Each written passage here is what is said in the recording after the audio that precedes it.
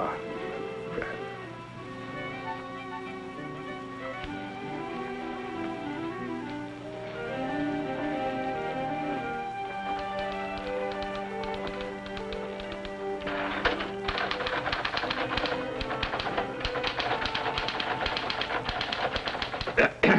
Oh, Mr. Bradford, I didn't hear you. Well, you were whipping away at that letter as if your life depended on it. Well, it does. My boss wants it finished by 5 o'clock, or else. Your boss?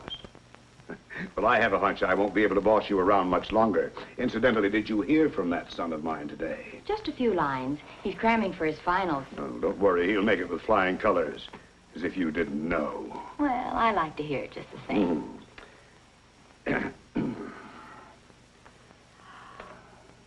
Oh, Jim will be thrilled. Yes, sir. 2 Bradfords, 1 at each end.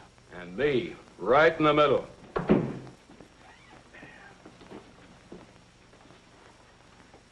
Just a rose between 2 thorns. Well, you agreed we need new blood in the organization. Yes, but it's a pretty steep price to pay. Steep price? Oh, we're gaining a partner. But we'll lose the best secretary we ever had. Oh, no, we're not losing her, Rex. We're just tying her up to a lifetime contract. How about that? Has he popped a question? Not yet. To use one of your own expressions, Mr. Barton, I'm waiting for a sealed bid and a firm commitment. I wouldn't be surprised if things were finalized right after graduation. Have you told him about this? No, I'm saving that as a surprise for his graduation party next week. I'd like for you to look over these plans, John. Yeah, sure.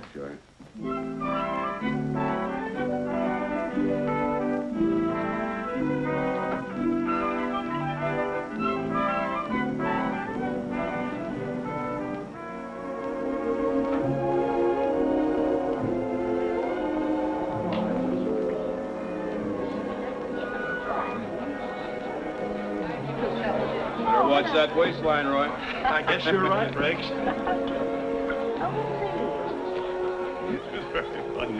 Well, excuse me. I'll see you later. That's quite all right. Having a good time, Rex?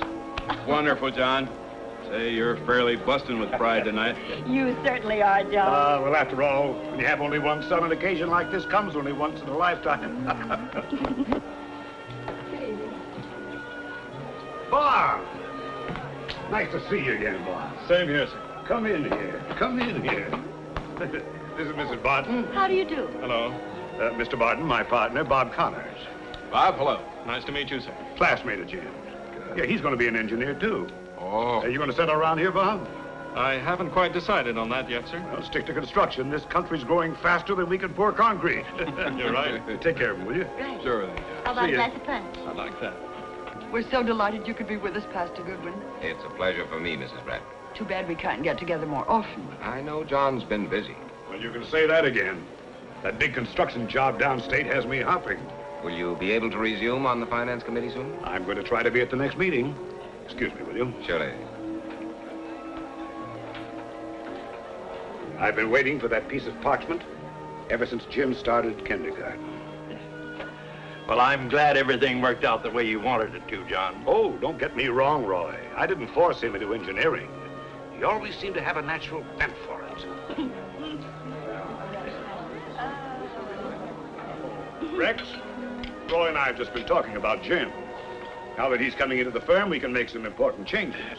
Yes, we certainly can. Now I'll be able to get away from that desk once in a while. Rex detests paperwork. If he had his way, he'd be back in a pair of field boots, straw bossing every job. Hey, where is our guest of honor? Oh, he's working on a long-range project.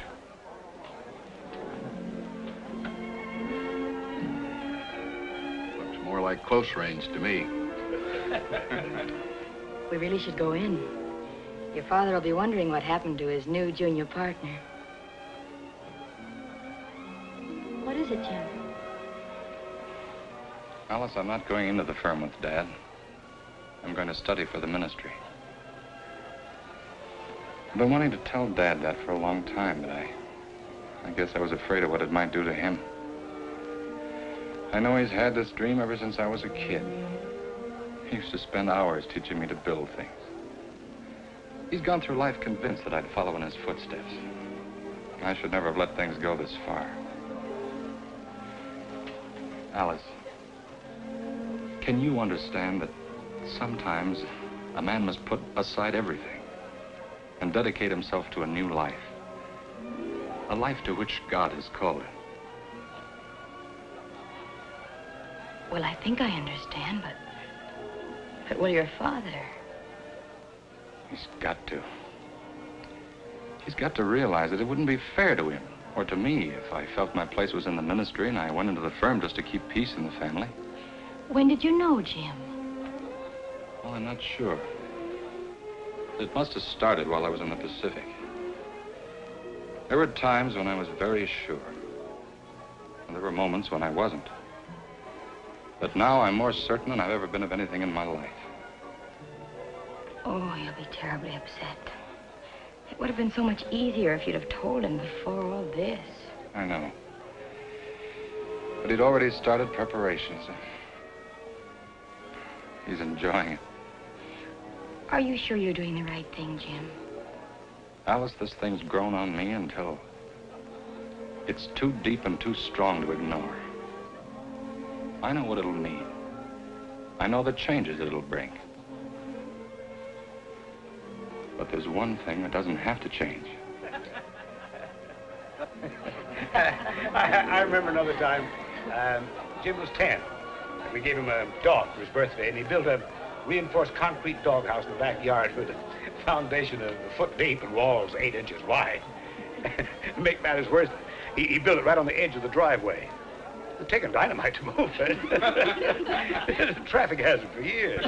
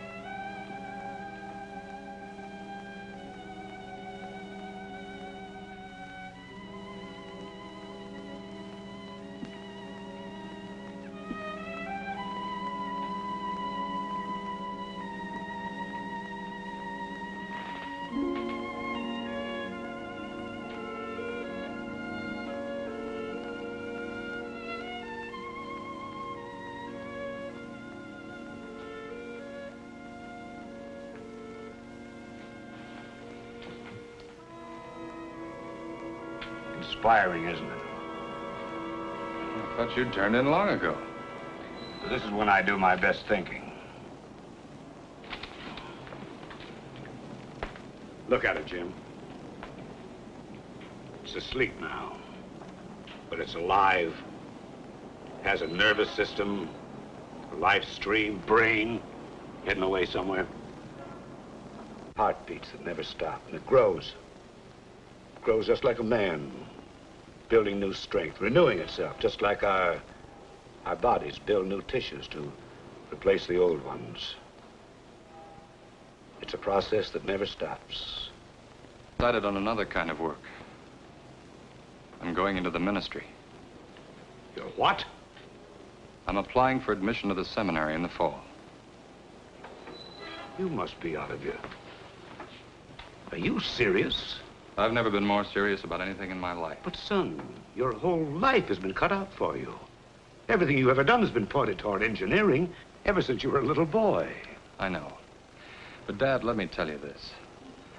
When I came back from the war, I did a lot more thinking than I'd ever done before. Oh, well, that's natural. Everyone has to readjust himself to civilian life. No, it was more than that. I began to think about life. What it's all about. What am I here for? How can I make the best possible use of my life? So many know so little about Christ. That's why there are men who dedicate their lives to help bring others to God through the gospel.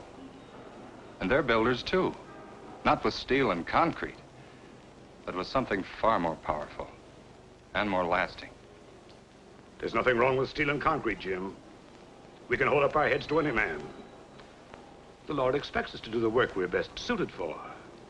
Did you ever stop to think that for every man like you with an engineering degree, There are thousands who don't know a slide rule from a T-square. Our modern complex civilization needs the slide rule men. It won't get very far without them. Without the others, it won't get any place.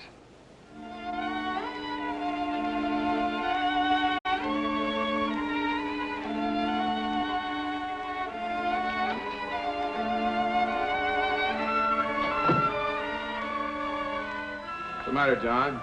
Still worrying about Jim? Well, not as much as I was last week. You know, the way I've got it figured, Rex, if he hangs around here for a couple of months, he'll be forgetting all about the seminary. Jim, will you come in here, please? If he's as good an engineer as I think he is, he'll be just dying to get his teeth into something like this. Yes, Dad? I want you to see something that's out of this world. First of its kind anywhere. 3 sides faced with glass and aluminum hung right on the steel. There should be a terrific saving in weight. Not only that, we'll save something like 60 days in the facing work alone. Nice recognition for any man connected with it. When do you break ground? Early in the fall. If we get the bid, that is. Mr. Barton, I have Pittsburgh on the line for you now. Thank you, Alice. I'll take the call in my office. Excuse me, John. Thank you.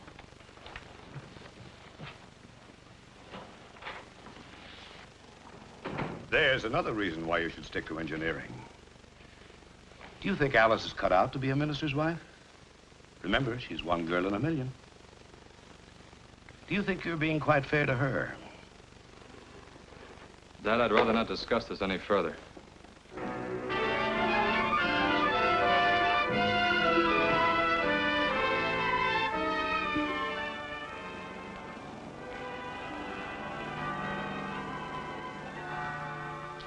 Thank you, Marion.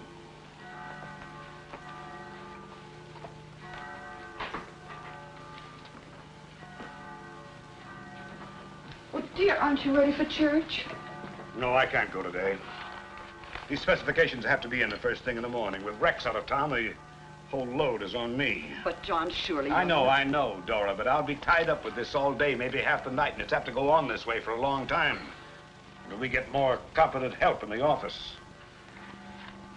I'll get the car and meet you downstairs, Mom. John, you've got to stop behaving like a little boy. You've got to realize Jim's old enough to make his own decisions. I wonder. Decisions are supposed to be based on common sense. Jim's showing very little of that. John, how can you talk like that? He's told you his reasons. You know them just as well as I do. All right, Dora. But I have a hunch that before the summer's over, he'll think twice before throwing his whole future away.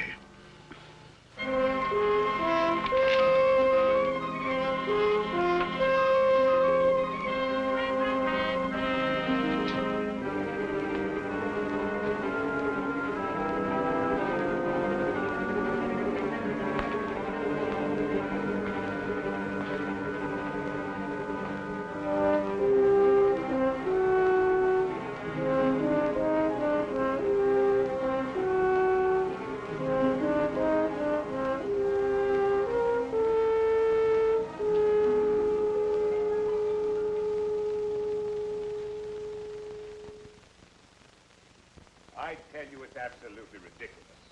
I'm not going to let you throw away the rest of your life. But, Dad, if you'd only try to understand. What is there to understand? You've proven you're a born engineer. You don't have any right to throw that knowledge away for something you don't even know you're fitted for. A man his age shouldn't be losing his temper that way. I tell you, it's I was afraid this would happen. But, Dad, if you'd only Mr. Bradford's tried to hide it, but he's been brooding over it for weeks. You've proven you're a It's not going to get him anywhere. Jim's made up his own mind. I'm not going to let you throw away the rest of your life. Cheer up. A lot can happen in the next few years. It's something I have to prove to myself. Can't you understand that, Dad? No, I don't. It's just plain stubbornness. Any way you look at it, it doesn't make sense. I thought after a summer at home you'd come to your senses. Realize how idiotic the whole thing is. Dad, I can't help suppose it. it doesn't matter to you at all that I made plans for you all these years. Plans for you to keep the name Bradford alive. Dad, I found something more important than building bridges and skyscrapers.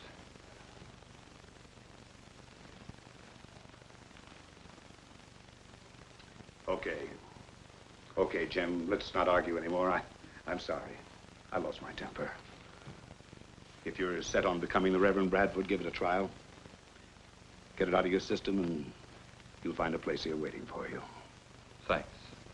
I'll remember.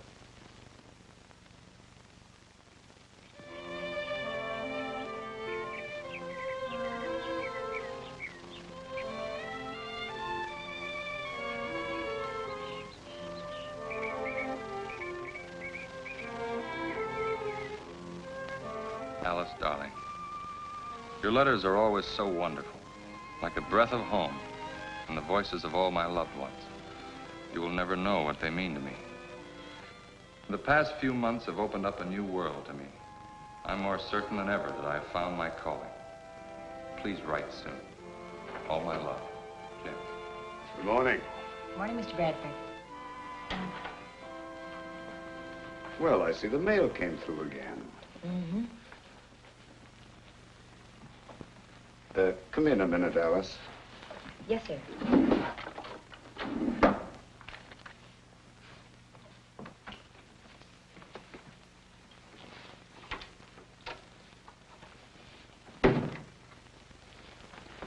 What did Jim have to say? Apparently everything's fine. So I gather. Don't ever mind your notebook, Alice. I just want to talk to you a minute. You know, ever since you and Jim had your first date, I've always had it in the back of my mind that someday you two would settle down together. Mr. Bradford, I've heard of matchmaking mothers, but never matchmaking fathers. Oh, my wife feels the same as I do. She thinks you'd make a wonderful couple. Alice, I'm worried. If his letters to you have been anything like the ones I've been getting, then it's plain to both of us that he shows no signs of quitting. Well, he does seem wrapped up in his work more than ever. That's what I mean. I think it's time that we started to do something about it. We? You. I don't think he'd listen to me anymore, but I think you might be able to persuade him. I'm just sentimental enough to think that he'll listen to his heart sooner than he will to his head. But, Mr. Bradford... what do you think might happen if you suggested that you're not interested in becoming a minister's wife? I don't see how I could tell him anything like that. After all, he hasn't even asked me to marry him yet. But I thought you always had an understanding. Well, not exactly. At any rate, we're really not engaged. Well, just the same, I feel that he might think twice if you raised serious objections. I'm not sure that I should, Mr. Bradford. You see, I want him to do whatever will make him the happiest.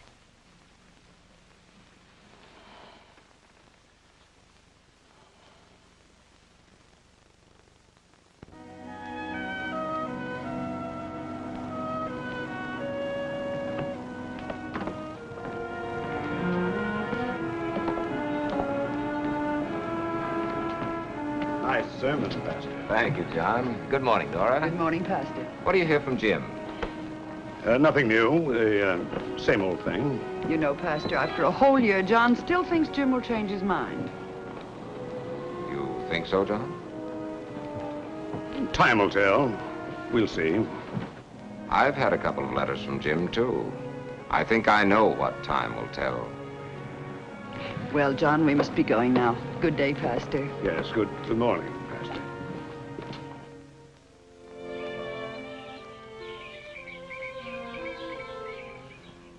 Seems I've been busier this semester than during my first 2 years.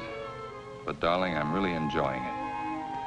Naturally, one of my favorite subjects has been our correspondence course. I watch for the mail delivery every day. You'll never know what your letters have meant to me. It wasn't a bad job, Mr. Bradford, but I am looking for a new connection.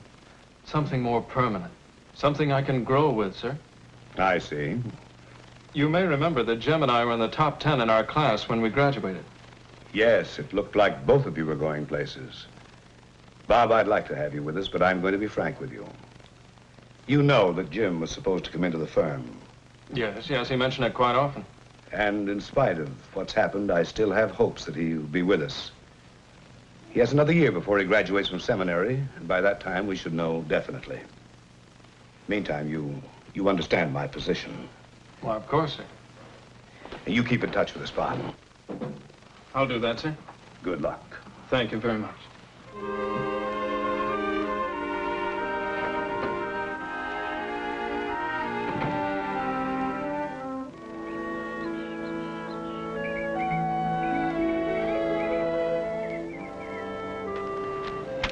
Boy, did I move fast when I got your call. I went right to the station from work. Of course, your dad let me off early.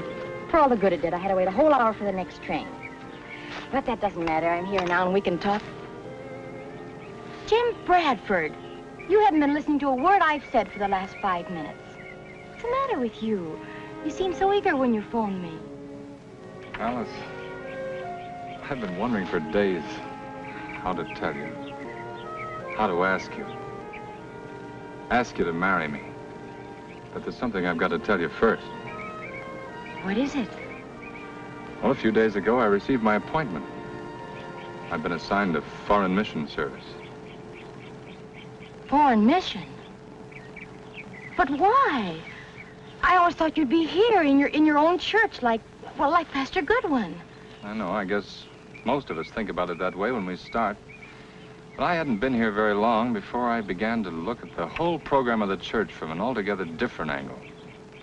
I began to see it as a global strategy, carrying out the command of Christ, with dedicated men holding outposts in distant lands. And somehow I began to feel that God intended me to man one of those outposts. Oh, but Jim, how can you be sure? Darling, I've been thinking and praying about this almost every day. A year ago, I wasn't sure. Today, I am. New Guinea? New Guinea? You must be out of your mind. I've never heard anything so idiotic in all my life. What'd your mother say to all this? She understands. Well, I don't. And there's something terrible about taking a man with your training and sending him out to a place like that. You go where you're needed. Tell them you're not interested. But I am. What can you do for a bunch of savages like that? I'm going to try to bring them to Christ. You're qualified for bigger things. Is there anything bigger?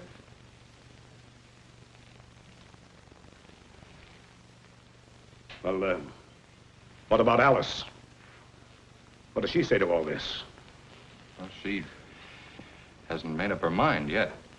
Yeah. I have a hunch she has more sense than to waste her life in a place like that. Whatever possessed you to even think of such a thing? Well, it's not easy to explain what possessed me, Dad. But once it started, I couldn't think of anything else. I mentioned the war before. That's when it began. That's when I began to see that the war we were in would never be won with bullets and bombs.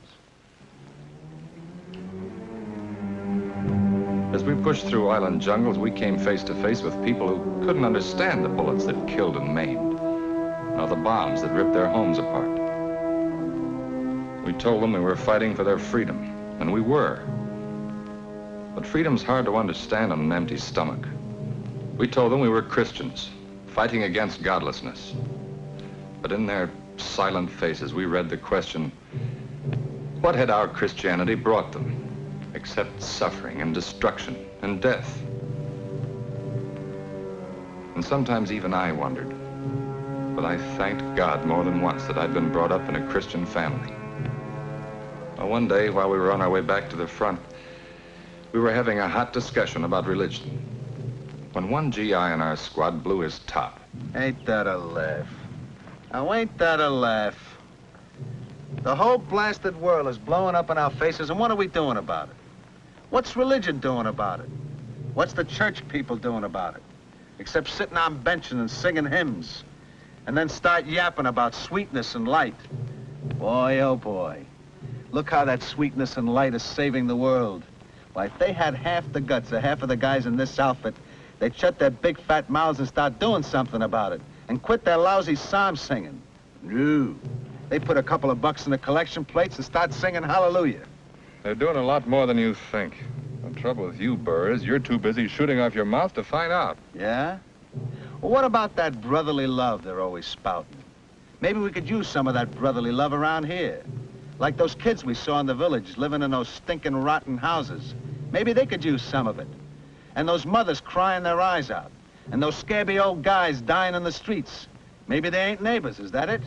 Oh, sure they are, but you can't expect the people in the churches to change the whole world overnight. Baloney. They've had 2,000 years to do it in. What do they got to show for it? And if those starched shirts who sit with their hands folded over their big fat bellies every Sunday really mean what they say about religion helping people, why don't they do something about it?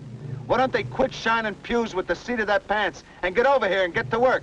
Or they're afraid they'll get their pretty manicures all mussed up. If you ask me, they're all a bunch of lousy, stinking hypocrites. They're gold breakers, all of them. They ought to put up or shut up.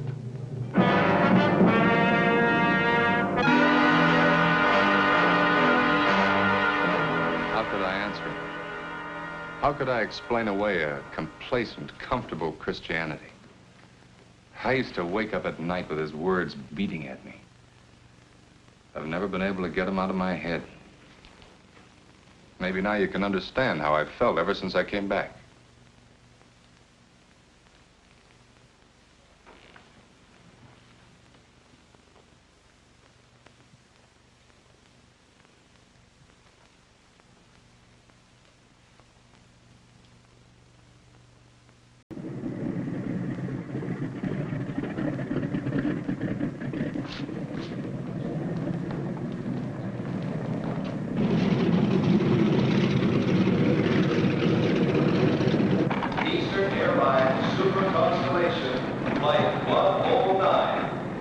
John, even if you do think he's stubborn and maybe foolish, deep down in your heart, aren't you proud of him?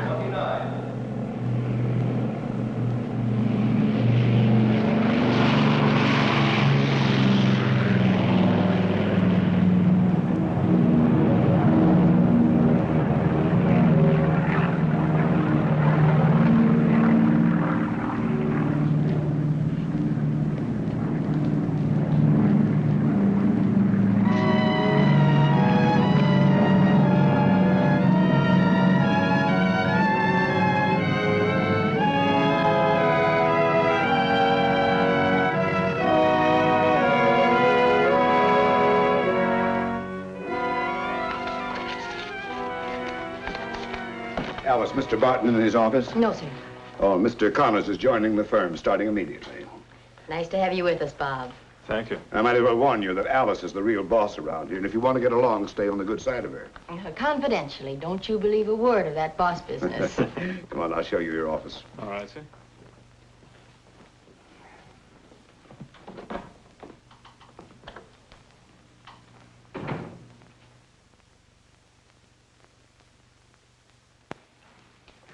Thank you, Marion.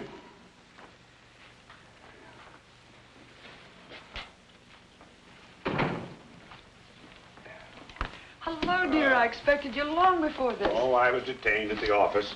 Is dinner just about ready? Dinner can wait. Take a look at this. Jim. Well, it's about time we had a letter. I've been so busy, I practically lost track of time, but in the evenings, my thoughts always return to my loved ones at home. I often wonder what you're doing, and sometimes, strangely, what you're having for dinner. Well, Mom, I sure miss those wonderful Swedish meatballs you used to cook for me.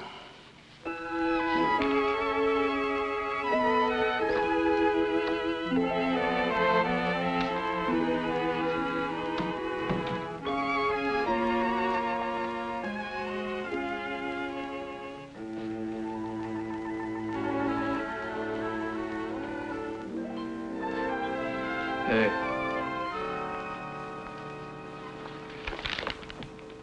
How about lunch today, huh? I know a nice, quiet little place where we could talk about dinner for tonight. Don't you ever think of anything but food? Oh, the food's only a decoy. I see. You do all your trapping with vitamins. Yeah, well, it's all I can afford. Well, I can't promise about dinner, but I always go to lunch at 12. Fine. See you then, huh?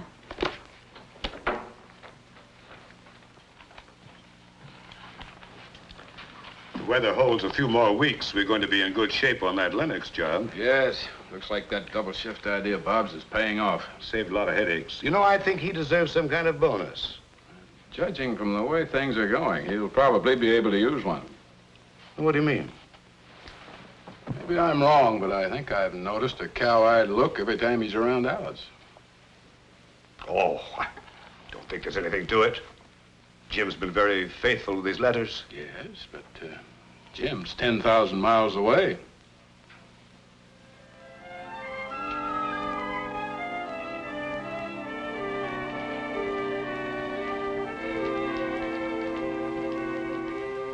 You know, John, I was just glancing through those old snapshots we took, especially the ones of the lake. And I can almost smell the pines. If we go this year, could we go early? Well, depends on what you call early. Remember that time we went up in May? Had frost every morning? Seems like such a long time ago. Wasn't that the year that Jim helped the beavers build their dam out back of the cottage? Yes. Nearly flooded us out when it broke. I think he realized after that he wasn't as smart as the beavers. Thought we'd have a letter from him today. Busy as he is, can't expect a letter from him every day. Yeah, I know. Alice hasn't heard from him for several weeks either. I have a feeling that he and Alice are drifting apart. It isn't easy to keep a romance alive when you're 10,000 miles away. I always dreamed that Jim and Alice would marry. Yes, I thought so too. She hasn't seen Jim in over a year. And she's with Bob Connors every day of the week. You really think it's possible for a girl like Alice to forget Jim so soon? Oh, I never went along with that old idea about absence making the heart grow fonder. Something inside tells me that Alice will never forget Jim. Well, in spite of your woman's intuition, I'm afraid it's turning out the way I've been suspecting all along. I don't think Bob can sweep Alice off her feet. She isn't the kind that sweeps so easily. Hello, Marion. Good morning, you lucky, lucky people. Good morning, dear. What's this about being lucky? Oh, just to be alive on such a wonderful morning in such a wonderful world.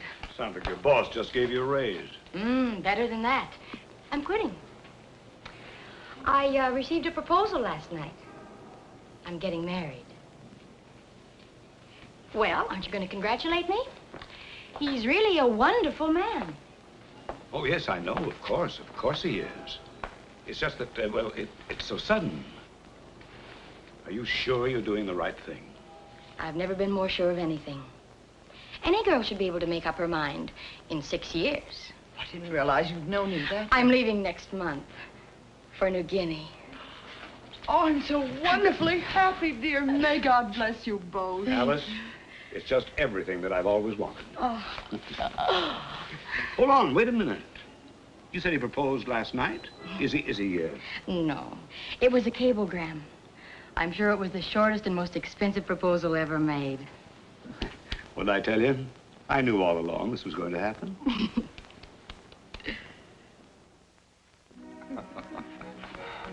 And this is the first picture we got from him a couple of months after he landed at his mission in New Guinea. And this is Jim and Alice on their wedding day. They said it was quite a celebration for the natives. Uh-huh. And this is a picture of their first baby when he was 3 months old. They named him Jim Jr. And this is a picture of little Jimmy on his 2nd birthday. We got it in our last letter. I haven't pasted it in yet. Fine-looking boy, isn't he? I'll say he is. James W. Bradford, Jr. Every inch of Bradford if I ever saw one. He has Alice's eyes, though. Oh, but look at those shoulders. He's going to be big like his father. His grandfather.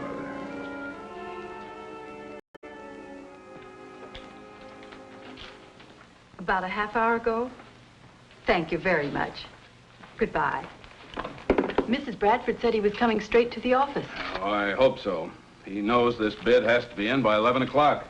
No chance of postponement, huh? We might just as well forget it. Good morning. Good morning. You had us worried, John. We've got less than an hour to take... Yeah, I know, Rex. I'm sorry. Come here. I've got something to show you. It came in the mail this morning. First pictures of my new granddaughter. Just look at that. Isn't she a beauty? Oh, she is cute. Yeah, nicknamed her Jody. Jody. Jody. Oh, just look how Jimmy's grown. My goodness. You know, I don't see any reason in the world why that young fella shouldn't grow up to be a Cracker Jack engineer someday. Now there, look at that, Pastor.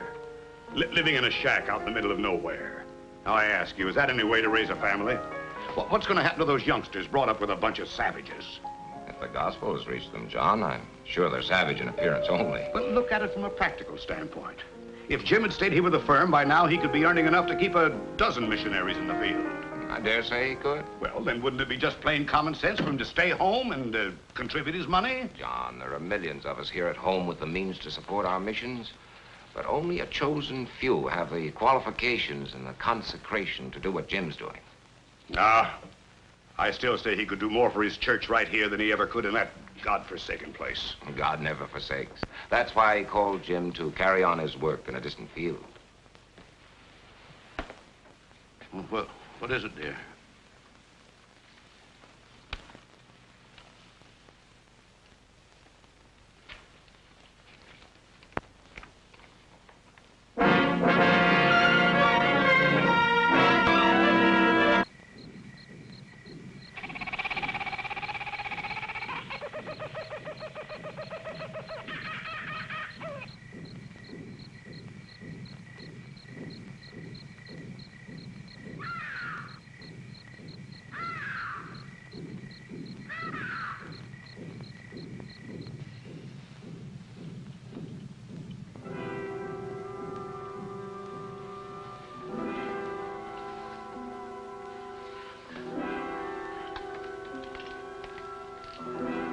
You will sleep now.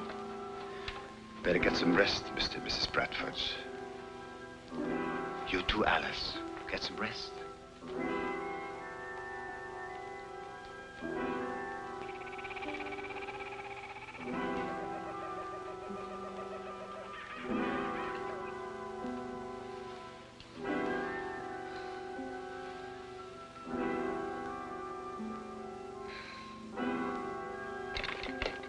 Is there no chance of moving him from this place? Not until the fever is down. Then we'll fly him out to Madang. How soon do you think that would be? Can't say yet. Each case is different. Depends on the individual. Has to run his course.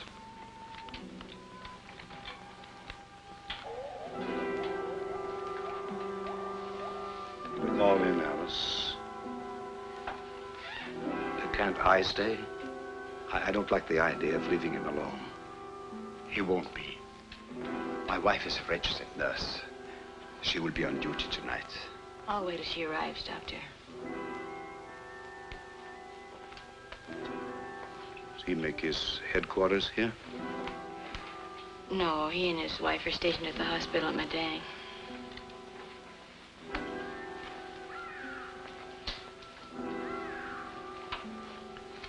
Is this where Jim works? It's his main base, but he spends a lot of time out in the native settlements. That's where he picked up the fever.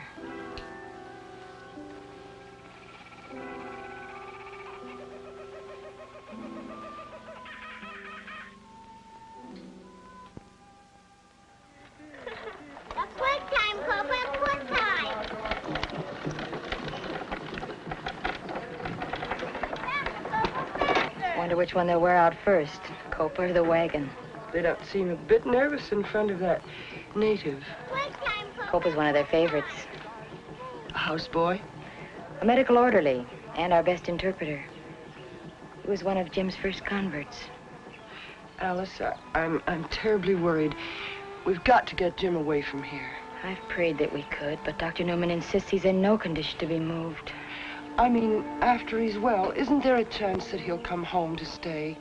It would please Dad so much. I know. I used to ask myself the same question when I first came out here. I was homesick and miserable.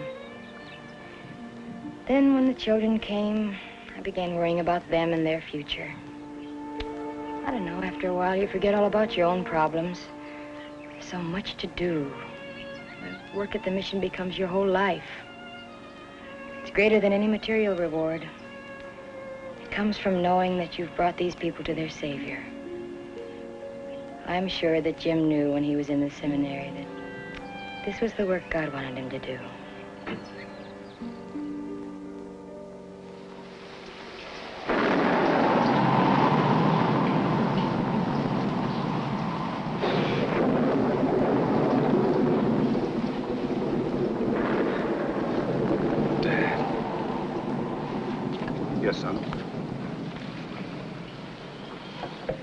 You look fine, Dad. Sorry you had to find me this way. My fault, Jim. Should have put my foot down. Could have saved you from all this. No, Dad. I was saved a long time ago. That's why I'm here. But you've done your share. It's time you came home now. Not yet, Dad.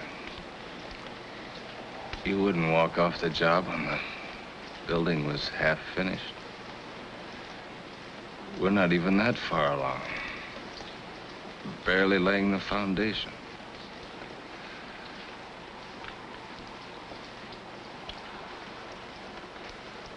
Anything I can do, son? Anything?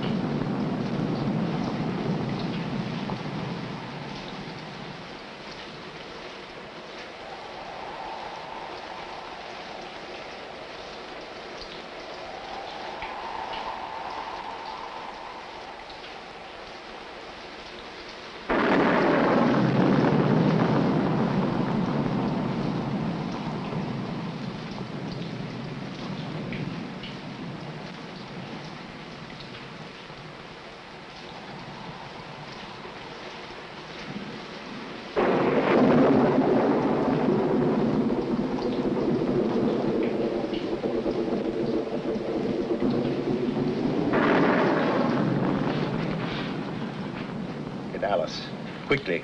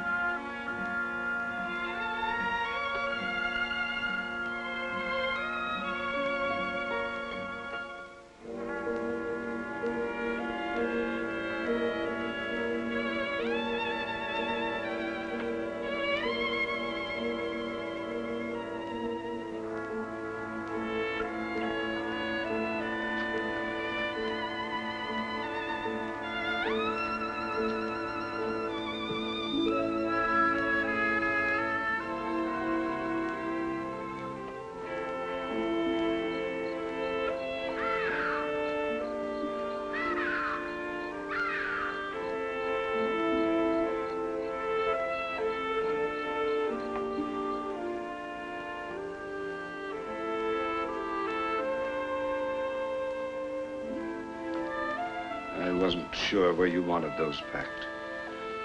He always kept them together. I think he felt they represented what he was trying to do. Building a house of God and bringing souls out of the darkness to worship in it.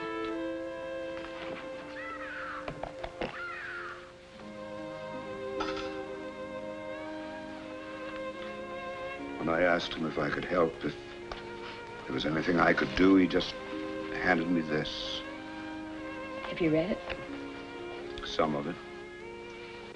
I'm not sure I understand. I used to think I didn't either. Then after I read it a few times, something came to me that Jim never put into words. I think that's what he wanted to tell you, too. It's a record of his work. And like his work, it's unfinished.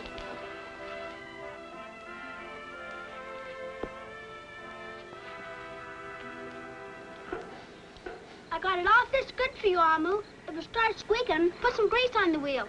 Go up and show him take away cry blong wheel. Come now, it's bedtime. Why don't it's bedtime, too? No, Jody. You and Jimmy gave it to Amu, remember? Good night now. Say good night. Night. Night, Amu. Sit down, wheel.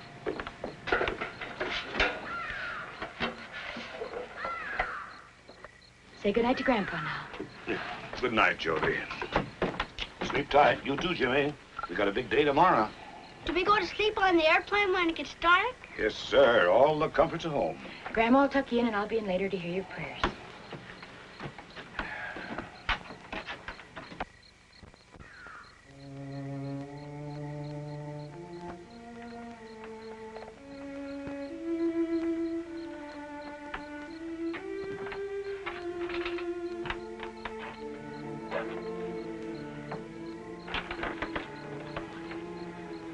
Anything I can do, Alice? No, thanks. Packing's just about finished. I didn't have any idea of all the things you did out here. Jim's letters never told half the story. Tell me frankly, Alice, wouldn't you say it's a losing game? It isn't a game. Jim always used to call it a fight. In spite of all the setbacks, he had a taste of victory. That's what kept him going. Have you noticed the record of baptisms? Yes, I saw he baptized a big class in April. Jim must have been very gratified. Sometimes I wonder. Dad, you wouldn't wonder if you knew what the gospel really means to these people.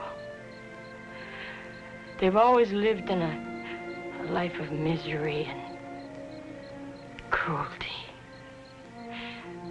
Their language doesn't even have a word in it that expresses hope. And then when they learn that there's a God of mercy instead of vengeance, that in his world there's love instead of hate, and that through Christ he offers salvation and eternal happiness. To them, it's just like stepping into a brand new world. If you could see them then, you'd understand.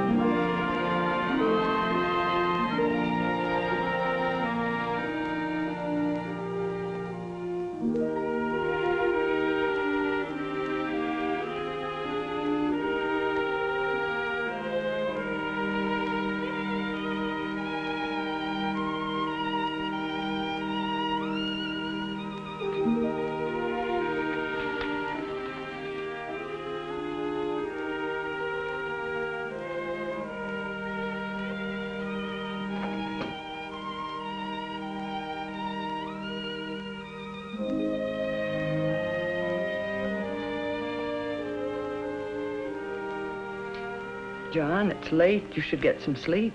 Oh, it's no use. I can't. Dear, I wish you'd stop reading Jim's diary. Always something new. Something I never understood before. I know it makes you feel closer to him, doesn't it? Very close.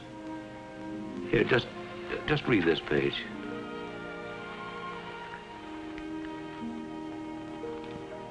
If only our people at home could be here to see the darkness disappear under the light of God's word. Those were his last words. Never had a chance to finish his work. Jim understood that God's work is never finished and that others would go on with it.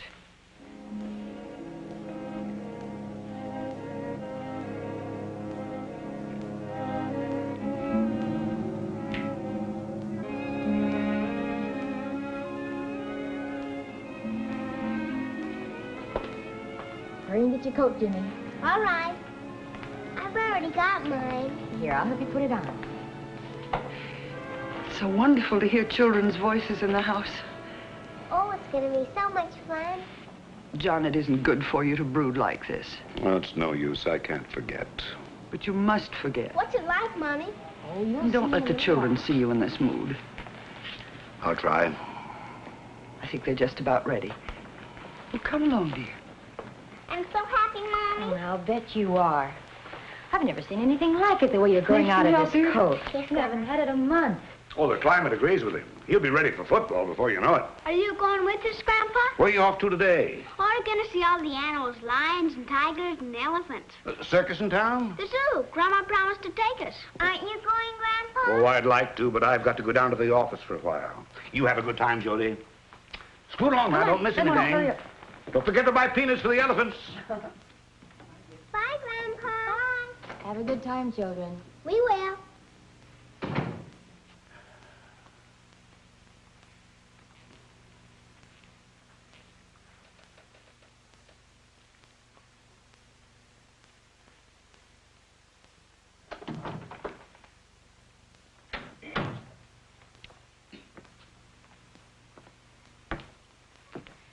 Maybe you should have gone, Dad. A little change might have been good for you. Oh, it isn't easy to forget the past. I know.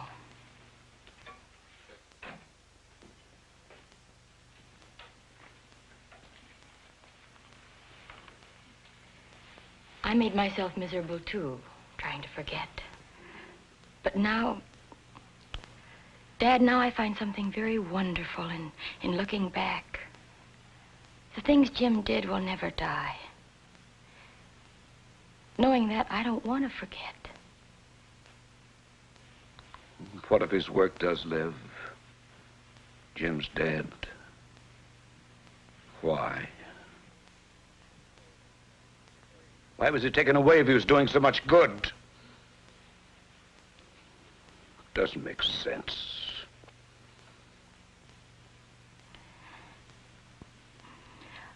I don't understand it any more than you. But I know that Jim died doing the work that God gave him.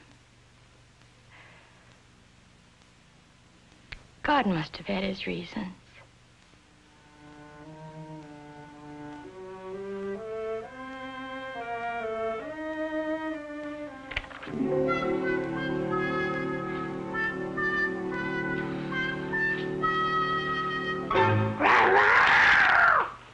I scared you, I betcha, didn't I? You sure did. I thought I was a goner. I wore it to a Halloween party and scared all the kids good. I'll bet you did. Yeah, let me see that. Attaboy. Whoa! Hey, that was close. What you need, young man, is some diagonal bracing here. What's that mean? Yeah, I'll show you. Every building needs bracing, Jim. Why? Otherwise, it's like trying to stand on one foot. Another engineer in the family? Bob can fix anything. You better get ready for bed, Jimmy, if you want Grandpa to read your story. Okay. Tell Mommy how I scared you. All right, Jim, we'll do that. Good night, huh? Night. Well, he's quite a boy, Alice. How are they taking to city life, huh? Oh, it's amazing how they adapt themselves. You'd think they were born here. Sure. I imagine before long they'll have completely forgotten their life over there, huh? Yes, I suppose they will. Alice, do you think... I'm sorry I kept you waiting, Bob. It was a pleasure, sir. Well, you'd better set up a meeting with Rex for the first thing in the morning. I want to discuss these with both of you. All right. Well, I'm ready, Grandpa. Well, I'll be right with you. Suppose you scoot out there and get the book ready, huh? Okay. Well, now the night shift goes on duty. I'll see you in the morning. Good night, sir. Good night. Not a long story, Dad. It's past their bedtime. If he ever gets over his great disappointment, it'll be because of them. And as Jesus was walking by the Sea of Galilee, some fishermen were washing their nets from the sides of their boats. Two of them were brothers. Their names were Simon and Andrew. And Jesus came to them at the side of their boat, and he said to them, "Follow me, and I will make you fishers of men."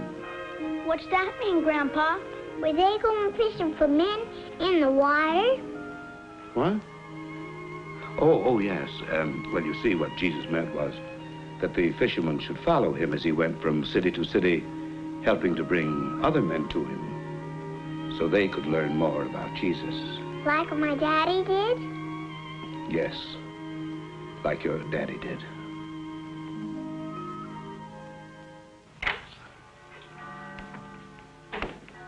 Are the children ready yet? In a few minutes. I didn't have a chance to mention it last night. Got a letter from Gertrude Newman. Remember her, the doctor's wife? Sure. They just returned to Madang after a few weeks at the mission. She said they're facing a serious problem. You see, Dad, they haven't yet sent anyone to replace Jim. They haven't? Why not? Well, there just aren't enough workers to go around. Alice, could you help me a moment? I'll be right there. Oh, Gertrude said Cope has been running the mission practically single-handed. I better go help Mother.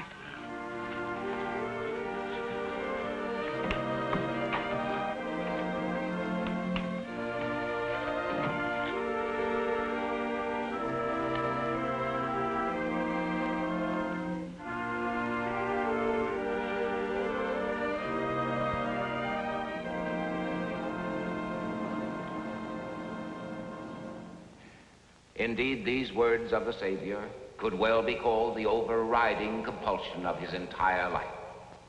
Listen to the urgency with which he speaks. I must work the works of him that sent me while it is day. The night cometh when no man can work.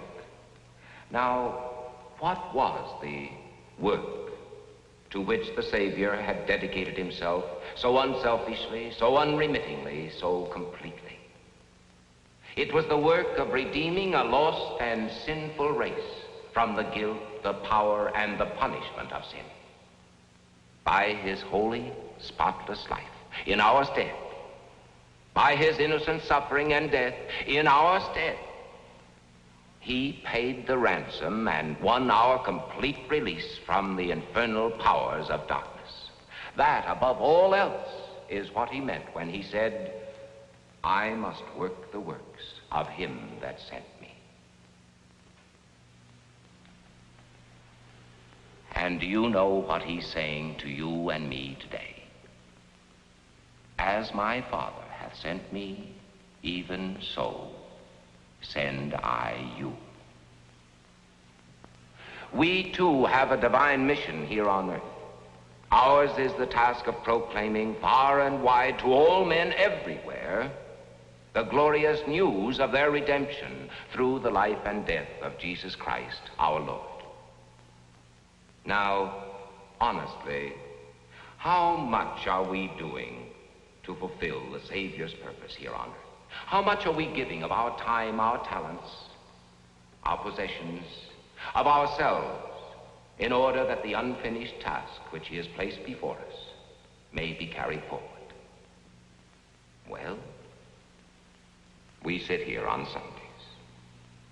We bring our offerings. We sing our hymns of praise. But Christ did more than sing. He did more than give. He worked and bled and died in order that all men everywhere might live. If only our hearts might be touched by the warmth and fervor of his love. If only our eyes might catch the vision that was his. If only our lives might be completely dedicated to his purpose, the spreading of the gospel to the ends of the earth. If only, like him, we might hear that inner voice at the dawn of each new day which says, I must work the works of him that sent me.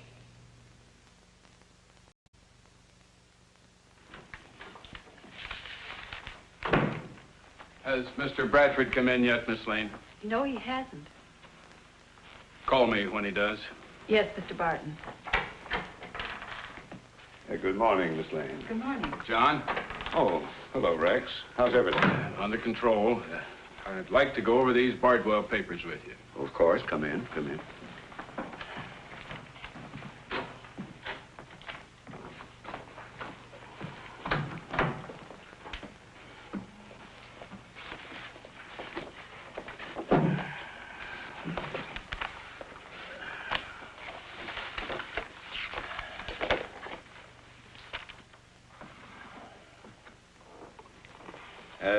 Could we let this go for a while? I suppose so. What is it, John? I gotta get away for a while. Maybe for a long time, but I'm sure that since Bob's taken hold, the two of you can get along without me. You've earned a good rest. Oh, no, nothing like that. But I'm going to try and pick up where Jim left off. You doing missionary work? In a sense, yes. I don't get it, John. Ever since I came back, an idea has been growing in my mind like I did with my son a long time ago. Of course, we can't all be foreign missionaries like Jim. But we can do something that the church has been stressing for years. What's that? We laymen have a job to do. Recently, I attended a national meeting of the leaders of our church, and Rex, I've had my eyes opened. There's a great need all over the world today, and perhaps I'm not too late to make people realize how vital it is. I'm going to do a lot of work right here at home. It's not going to be easy. Probably be the toughest job I ever tackled in my life. But it's something that would have made Jim very happy.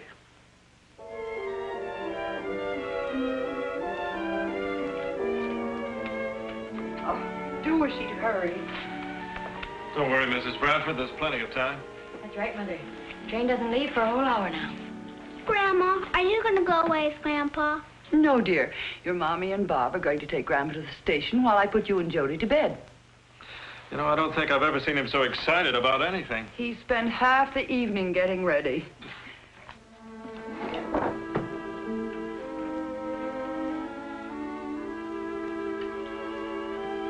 You really going fishing, Grandpa? Fishing? Well, now, whatever put an idea like that in your little head? Mommy said you were like the men Jesus talked to in the Bible book. Oh, no, not quite, but something like that. Here, you sit on Grandpa's lap and I'll try to explain. You remember Amu, the little boy in New Guinea, the one you gave your wagon to? Well, there are lots of little boys like Amu all over the world who don't know anything about Jesus. Somebody's got to go and tell them, like your daddy did. My daddy told everybody about Jesus. Well, Jody, I can't do what your daddy did. But I'm going out and tell a lot of people that the world needs the very thing your daddy did. And maybe when they know, they'll send more and more people all over the world to do what he wanted to.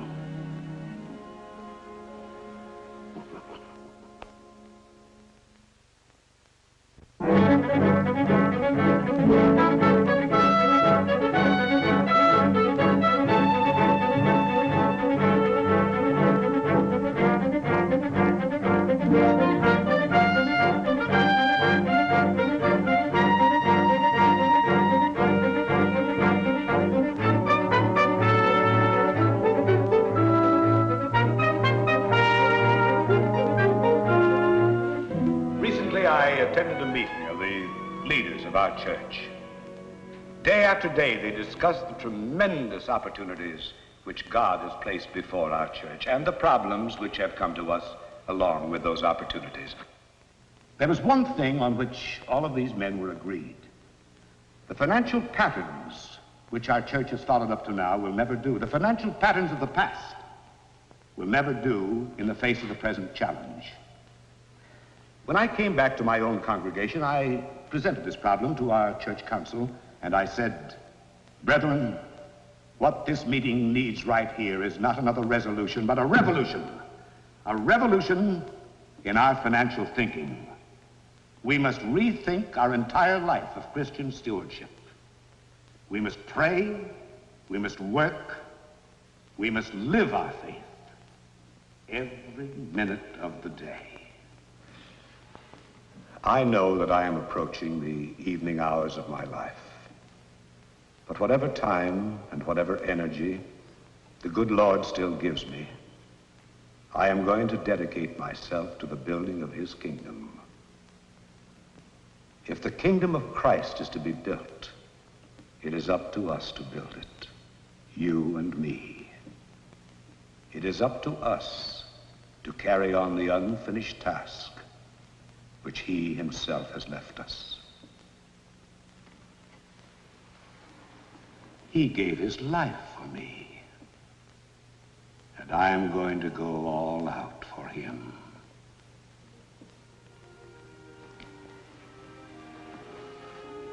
Some time ago, I read a passage of the Bible written on the fly-leaf of a missionary's diary.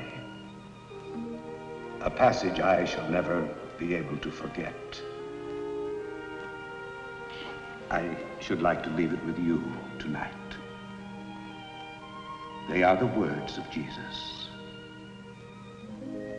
I must work the works of him that sent me while it is day. The night cometh when no man can work.